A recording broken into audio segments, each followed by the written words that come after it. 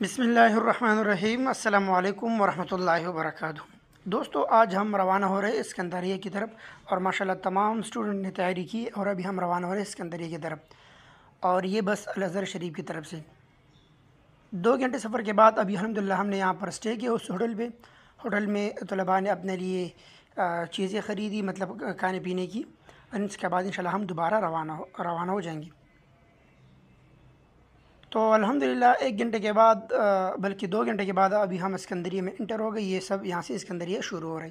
تو ماشاءاللہ آپ دیکھیں کتنا خوبصورت اور کتنی پیاری جگہ ہے،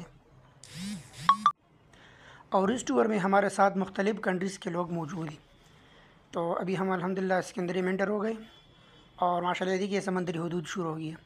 تو یہاں پر ہم انشاءاللہ قریب میں ہمارا ایک ہاسٹل ہے، جامعہ ازہر کی طرف سے ہم ادھر جاتے ہیں۔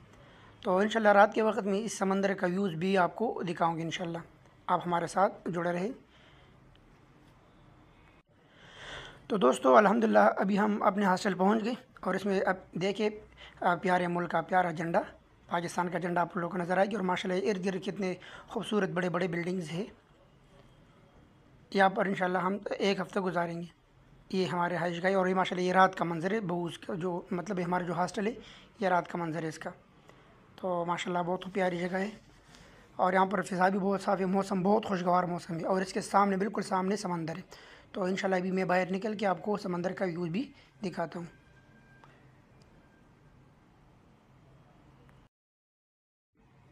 جی تو دوستو ابھی میں بس باہر نکل رہا ہوں، اور یہ سمندر ہے، تو جو میں نے بتایا کہ ہمیں ہاسٹل کے بالکل سامنے سمندر ہے۔